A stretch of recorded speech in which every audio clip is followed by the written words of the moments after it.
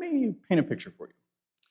It's 2020, a lovely June day, and my wonderful wife, Jessica, is in her third trimester, carrying our first daughter, Nora.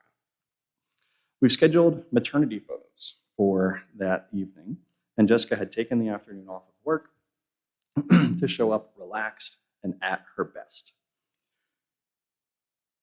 Early that afternoon, I stepped down into the basement to grab something and immediately noticed that my sock is soaking wet. I hear the splash underneath my feet, and I hear the tingle in my nose of sewage. I'm a civil engineer. You knew I was going to talk about sewage. There's sewage all over the floor in our basement, and sewage is continually spewing out from underneath of the toilet in this basement bathroom. It's kind of around the corner there, onto the floor from Jessica using water upstairs. The cause of this mess was a tree root that made its way into our lateral, right? The little pipe that carries all of the wastewater away from our house and out to the pipe in the street. Hours later, we've been through an emergency service call to Roto-Rooter. Jessica taking a very low flow shower in the basement, constantly with the fear of it coming up under her feet. A set of singed nostrils, many buckets of nastiness mopped up, thorough cleaning, and fans running, but of singed nostrils. But in the end, this is how it turned out. Is there a delay?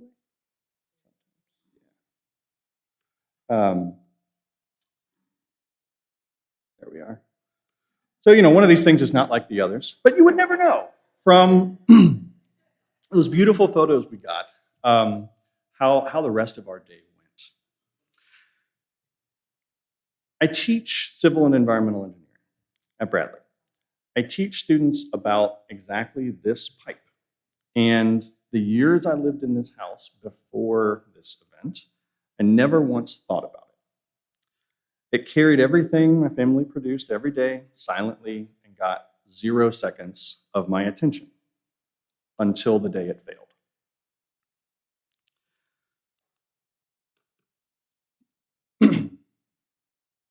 Who woke up this morning and opened up a faucet and clean water came pouring out? Anybody? Flushed a toilet without worrying about it, right? Drove here on a road, let's say. Now, it might be full of potholes. That's a different conversation. We can get into it another time. But you interacted with all of this infrastructure and probably gave it absolutely zero thought or thanks for the service it's providing to your daily life. And that's kind of the point. The lights in the building worked. The building was dry when you got here. The point I want to make is that none of these things are natural features of the world. Somebody gave thought to these things.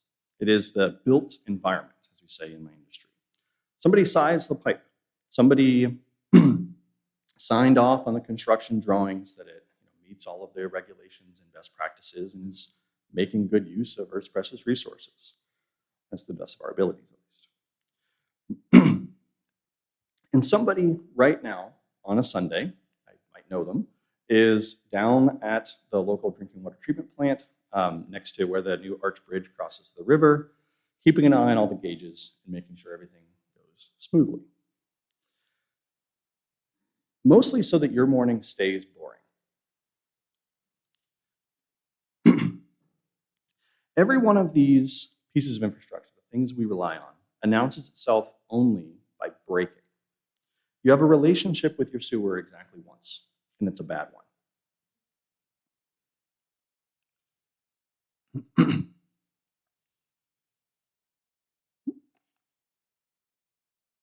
Mix myself.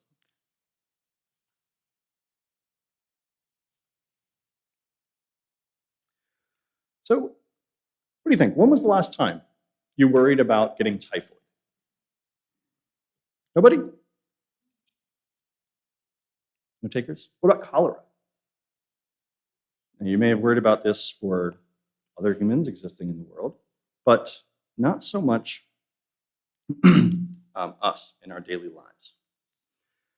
For the first 3/4 of a century that this congregation existed, waterborne disease was a fact of urban life and a leading cause of death.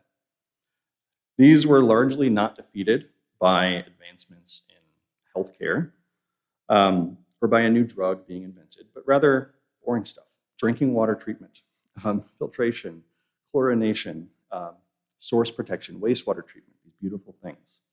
I'm familiar with this 7-foot diameter pipe. This is the Riverfront Interceptor getting installed in the 1930s, where it goes into the Greater Peoria Sanitary District. If you've never been, it's one of my favorite places in town. The exciting part of this story, these things that we take for granted day to day, was over before any of us were born. The heroic era of American infrastructure is largely behind us. What is left is what nobody writes about: keeping it. And the keeping it is not less important than building it originally. It is just less interesting to everyone except the people doing it. The absence of disease is not an event. It doesn't make the news.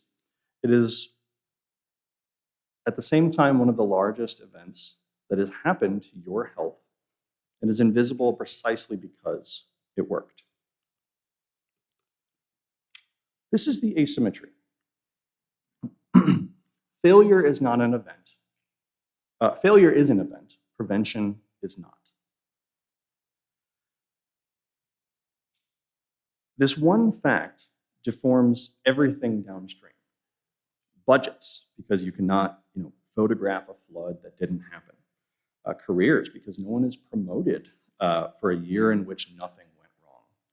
Attention, right, which is the one in this room that we actually can do something about. So this entire civil engineering profession does its work and is one whose success is largely defined by absence, by nothing happening, by your Tuesday morning being a Tuesday morning.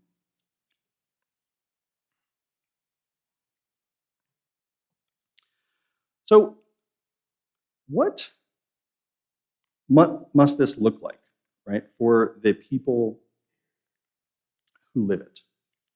What kind of person do you become when this is your daily reality?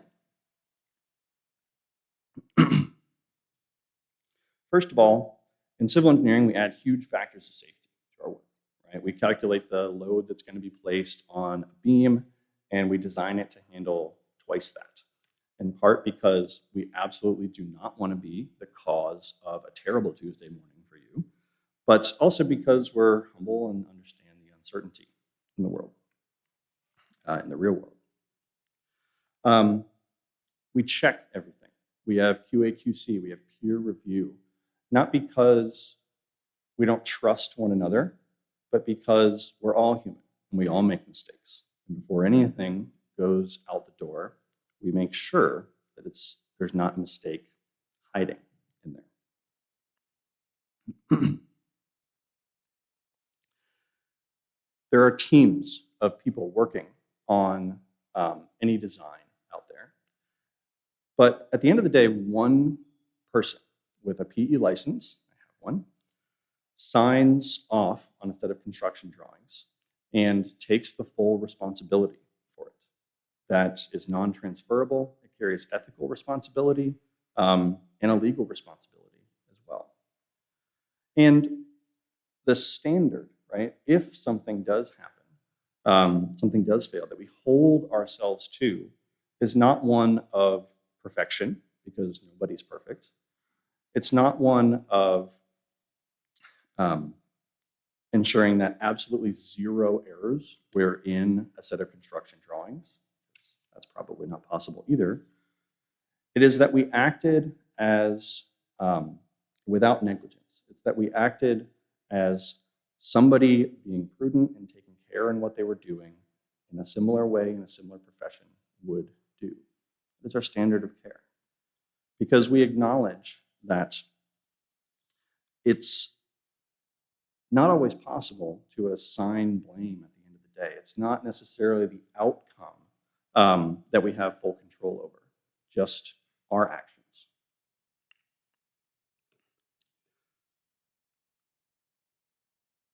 I want to acknowledge that I'm giving you a rosy picture of my profession.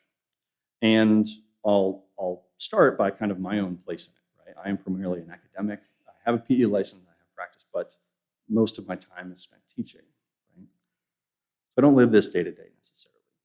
I also want to be careful not to describe my profession as a priesthood, right? The factor of safety is real, but so is the pressure to shave it. Engineers are as susceptible to short-term thinking, motivated reasoning, the easy way out as any of us in this room, because we are working with the same equipment, human brain. Deferred maintenance is the American norm. We are excellent at ribbon cuttings, not necessarily that great at the upkeep and the boring stuff day to day. Infrastructure has been used to harm people as well. The original story of I-74 going through Peoria and tearing down Black neighborhoods is something I encourage you to look up. Who gets a levy and who does not is not always an equitable choice. And engineers work inside of a political and budget-constrained society. We don't always choose. There's also a dark version of everything I'm telling you here. And that's that an ethic that says that the unthanked should be content somehow is extremely convenient for the people who benefit from not thanking them. Deferred maintenance runs on somebody absorbing those costs quietly. Some of that you feel yourself in the potholes as you drove here today. I'm not asking anyone to be a martyr. And if that's what you've been hearing, I have said this poorly. I'm sorry.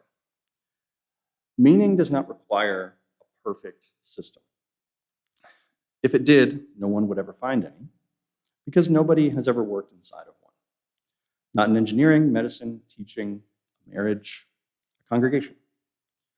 It requires a person who holds a standard anyway. This is a large part of why I teach.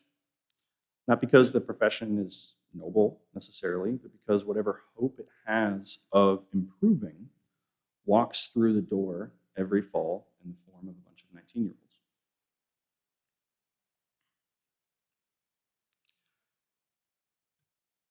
As we hold this standard and do the right thing when no one's looking, when you do this quiet work with competence, compassion, and integrity, you're holding your own standard. You know that you did it right, that you did right when nobody was looking, and there's durable satisfaction in knowing that about yourself, whether or not you ever see the trees that you planted grow tall. And don't get me wrong, there's enormous beauty in witnessing the good your work does for other people. I tell this to prospective civil engineers all the time, right? Seeing a bunch of people crossing a bridge that you designed in your internship on the day you retire 40 years later is amazing. Watching something you built serve someone. For me, it's hearing from a student 5 years later. Being seen and thanked by someone who understood what it took. I want that. I do not think it's a weakness to want that. And I don't necessarily trust anyone who says that they've outgrown it. But recognition is not necessarily a wage, but rather a gift. It is not what the work is for, and it's not what makes the work good. It arrives on its own schedule, mostly late, sometimes never. Building your own purpose upon it means that you might spend your life at mercy of other people's attention. But the standard itself is different. The standard is yours.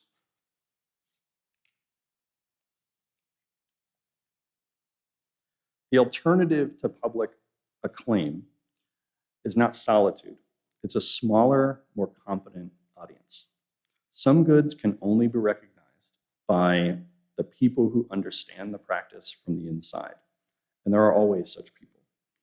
In my realm, it might be the water plant operator who notices that you sized a pump right, the inspector who sees a really good detail, the colleague who knows what a decision cost you. So I'm not saying to do good work for nobody, but to do good work that are for the people who can actually see it and hold the standard for the many who never will, most importantly for yourself. And if it's not obvious by now, this is not just a talk on civil engineering and infrastructure. This kind of work applies to all of us. Where is your maintenance?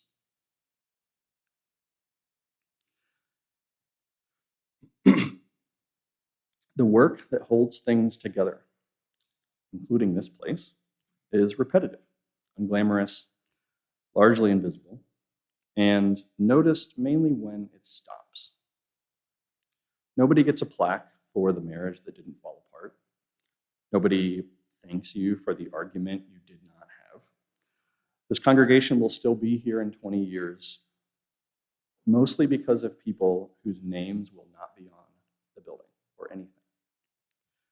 There's a way of understanding a faithful life that has nothing to do with peak experiences or dramatic conversion, and everything to do with showing up and doing the small correct thing again and again, mostly unwatched.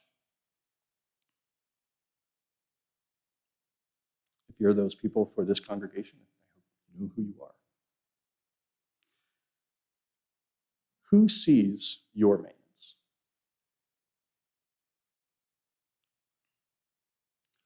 I'll return to this phrase from some of those opening words. The growing good of the world is partly dependent on unhistoric acts.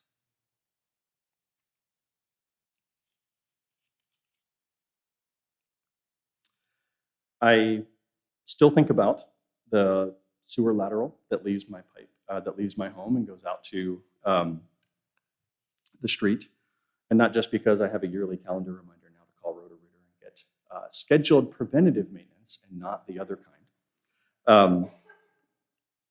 And I don't necessarily think about it fondly.